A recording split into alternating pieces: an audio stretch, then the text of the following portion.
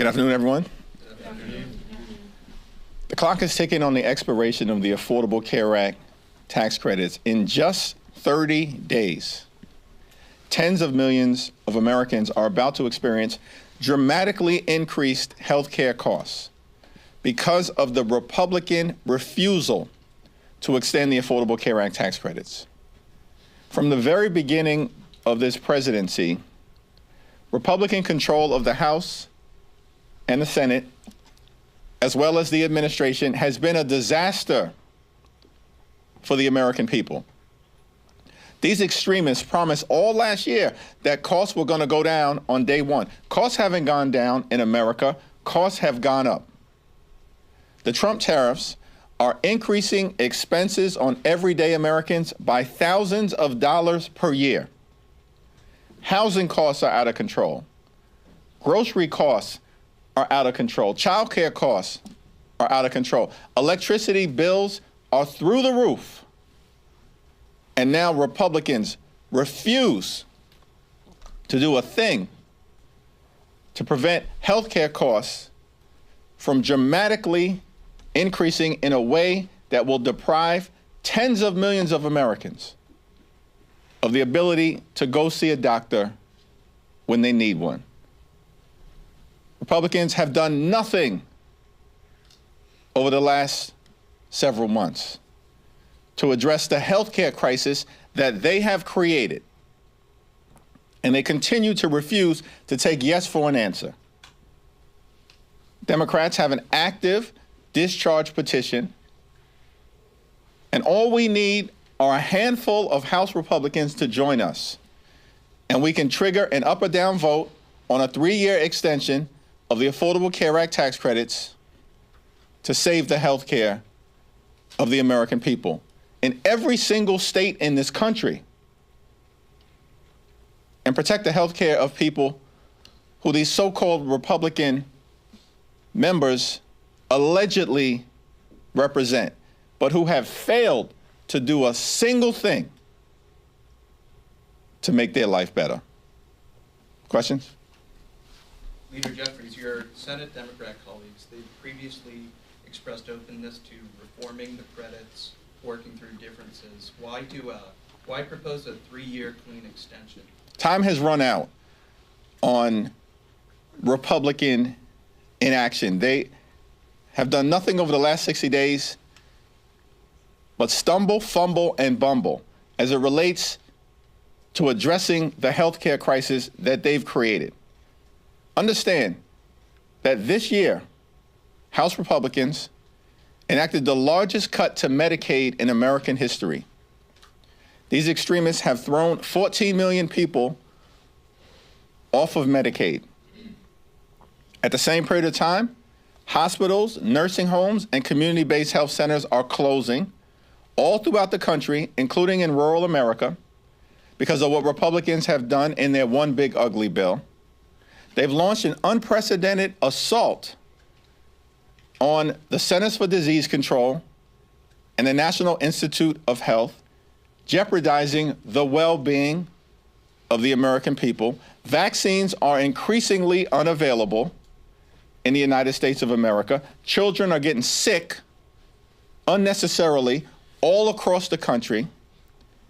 And now on top of all of that, that parade of horribles, Republicans refuse to extend the Affordable Care Act tax credits, which are going to expire this month. Time has run out on Republicans playing partisan games.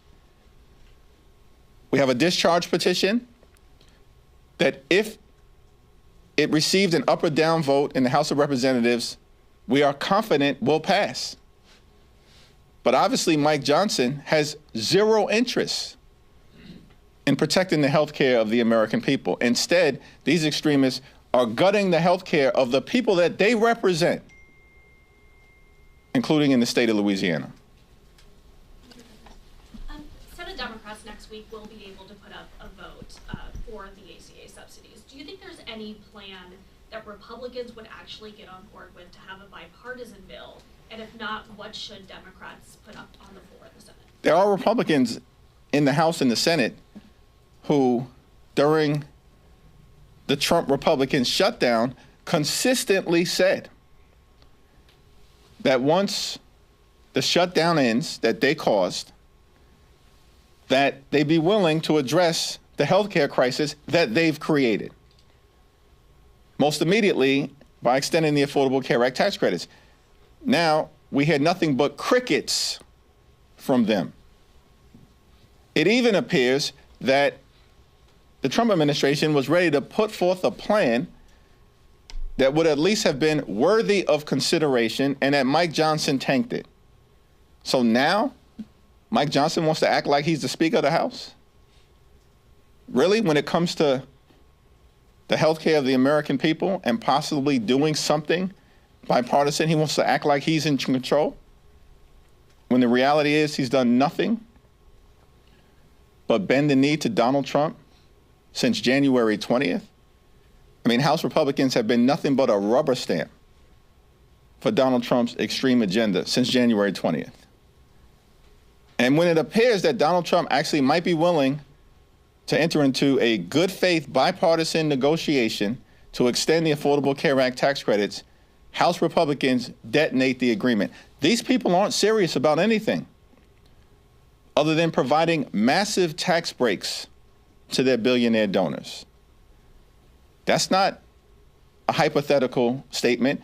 That's not hype. That's not hyperbole. It happened. They enacted the largest cut to Medicaid in American history.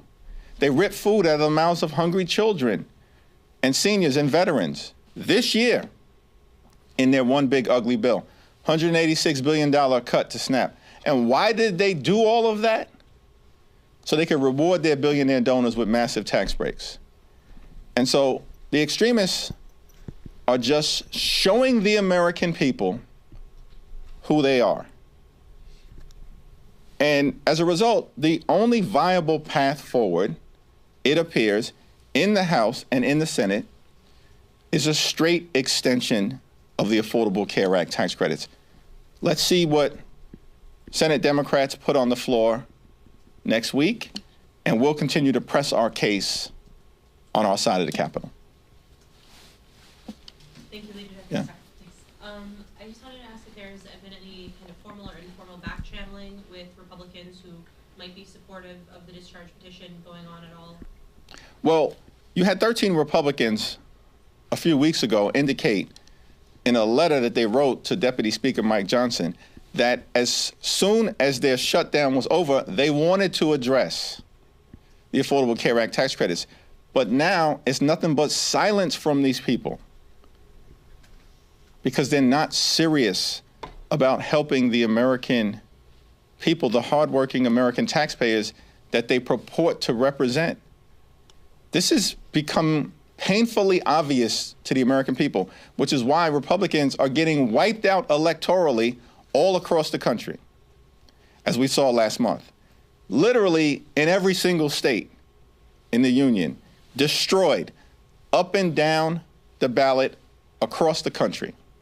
Statewide races to local races and everything in between. Because the American people are done with these people. They've been a disaster.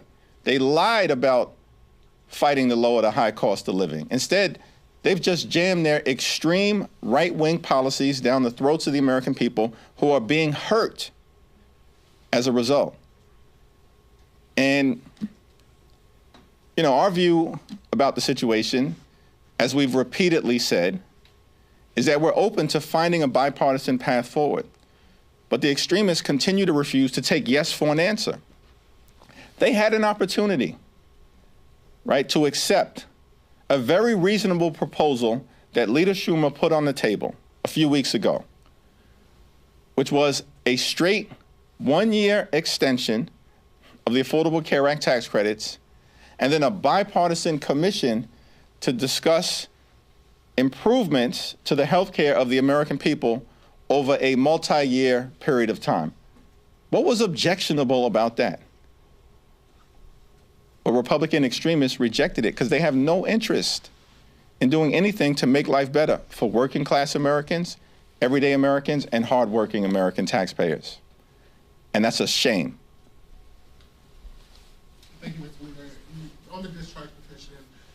it your expectation that all House Democrats will sign as of today? I believe 212 of 213 have signed. Is it your expectation that all members of your caucus will sign it? And following up on the question about back channel conversations, is it your position that the fact that the subsidies expire in 30 days, the urgency that you say, the moment requires, is that enough for Republicans to sign on, or will it require some proactive conversations on the part of House Democrats to get them to break ranks with leadership and sign on to this effort? Well, there certainly haven't been any leadership conversations because Mike Johnson has zero interest in protecting the health care of the American people, and he's repeatedly made that clear. Now, in terms of whether there are conversations member to member between the House Democratic Caucus and members of the House Republican Conference, there certainly have been some informal conversations led by folks like Tom Suozzi, who has floated a 2-year proposal with some, modest reforms that we'd have to take a look at. But there's no indication that even that proposal has support from House Republican leadership. These people have zero interest in making life better for everyday Americans. And they repeatedly make that clear. They're in the face of the American people about it. Meanwhile, you got Donald Trump issuing reckless pardons, destroying half of the White House, bailing out Argentina, posting erratically on Thanksgiving.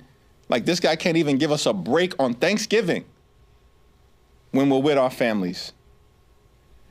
And the American people have had enough of it. These people have gone way too far. They've broken every single promise that they've had.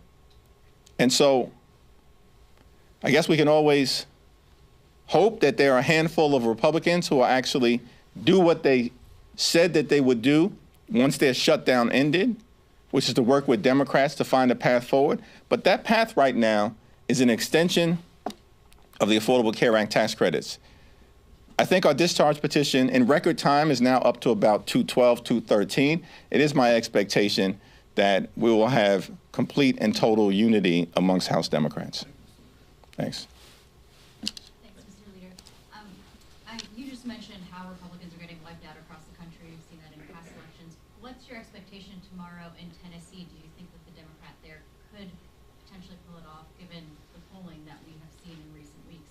Seems to me that it's going to be an unexpectedly close election, a single-digit election. That's shocking. In deep red Tennessee, Mark Green's district. By the way, this is a district literally that Donald Trump just won by 22 points last November. This is not a district that anyone believes should be competitive. No rational person believes this district should be competitive. And yet, it's apparently very competitive. It's going to be a much closer than expected race. Republicans have already lost.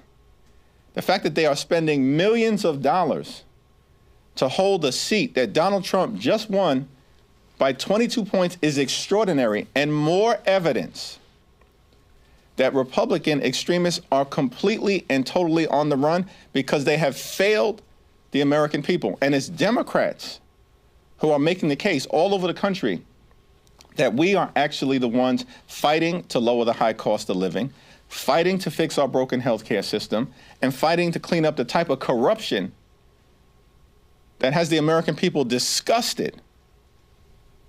What I don't understand is that Republicans keep doubling and tripling down on their extremism, and it ain't working. They are losing all over the place. Donald Trump's approval rating in the most recent Gallup poll is 36%. 60% of the American people disapprove of this guy. He's a disaster. And now the president and Mike Johnson are holding a rally tonight in Mark Green's district that Trump just won by 22 points because they're scared to death about what could happen? If these people, these extremists, were actually rational, instead of doubling and tripling down on their extremism, continuing to lie to the American people, why don't they just change direction and actually partner with Democrats to solve problems on behalf of the American people?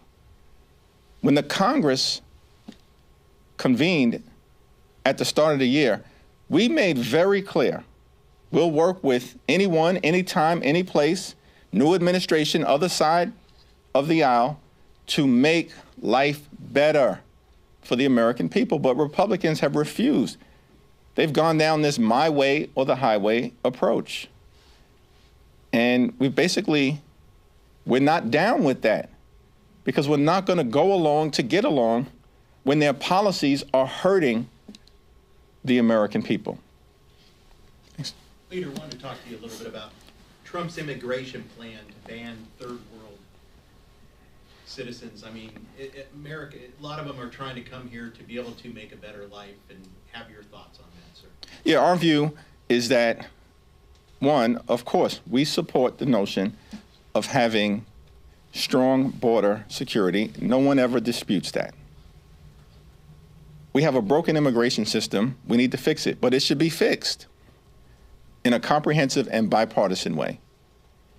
But at the same period of time, we are going to stand up for law-abiding immigrant families and communities who have been under assault by Donald Trump and the so-called Secretary of Homeland Security. They're a disgrace. We're going to stand up for dreamers. We're going to stand up for farm workers and for farmers who have been crushed by Donald Trump's extreme policies. And in this country, it shouldn't be that complicated, that we are both a nation anchored in the rule of law and a nation of immigrants, a gorgeous mosaic of people from all across the world. It's why we're the envy of the world, because that is one of the ingredients in American exceptionalism. And the American people actually don't want us to lose it, which is why even Donald Trump's immigration policies right now are deeply unpopular and underwater. The White House is denying that Secretary Hegseth had anything to do with the double tap strikes on alleged Venezuelan drug boats in the Caribbean. A, do you believe that? And B, if he or any other administration officials are found to have been culpable for any war crimes, do you think that Democrats will take any sort of punitive legislative action against them?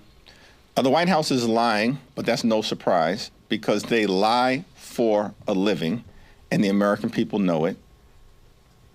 It's my understanding that Pete Hegseth, the so-called Secretary of Defense, was absolutely involved. I think he may have even recently acknowledged that, because the facts are incapable of being disputed.